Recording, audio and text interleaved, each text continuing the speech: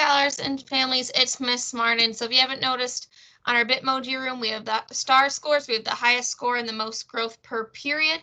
You can also look at this on my webpage. So we have the same scrolling announcement bars. Here's the Bitmoji room that's going through. You can click to go through it faster if you need to get to your class. We have our this week still coming up, what we're doing. We can see the spring stars. These are grade equivalents. So if you know what period your scholar is in and what their lunch number is, you can even see their grade equivalent right on here by clicking the correct period, looking for their lunch number and finding that spring star score. I also have them uploaded here. You can scroll through if you need to, comparing our growth through the fall, winter, and spring.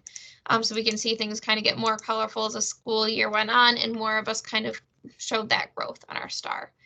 So that's all on my webpage so you guys can look at for this week. Because it's a short week, it's going to be some shorter assignments to kind of help us get through it coming back from this long Memorial Day weekend. So on Wednesday, there's a What's Up discussion board. So students can just share something they did over the weekend or just say something, a fact, something that they read about in the news, just what's up, posting in that discussion board. Then there's assignment here for them to check their grades. It's 3 questions that just go through. Did you look at school tool? Did you look at Canvas? Did you complete any missing work? For Thursday, we're going to do a multiplication contest. So in class, that'll be like our DIN. We'll fill in a multiplication table. Students online can do that right here virtually, and the winner will get a prize. And then we're going to actually have time to make up some work. So we did that president project before the long weekend.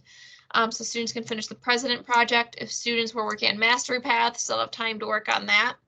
We'll also be doing a data conference. So me or another teacher will meet with your student over these 2 days and we'll look at some of their data from the STAR test, their grades, and kind of just meet and talk about that.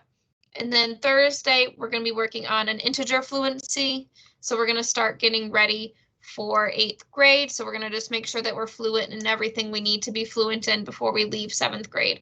So this assignment for Thursday is all about integers. So there's 4 pages. It's adding integers. It looks like a lot, but once you get going, they're all kind of related and it will go fast. Subtracting integers, multiplying integers, and dividing integers.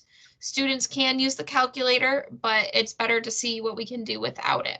So students can actually, if they're not in person where they're getting paper copies, they can use this annotation tool right in Canvas. If they click this, it allows them to type. So 4 divided by 1 is 4.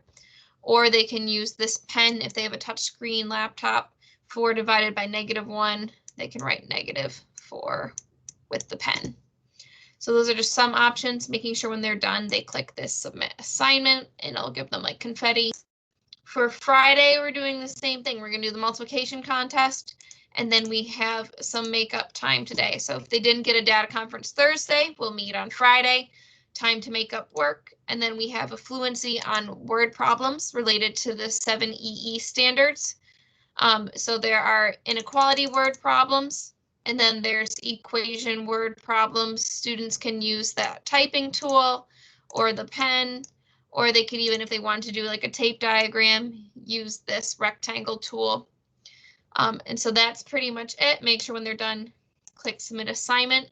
And that's it for this week. Only 3 more weeks of school.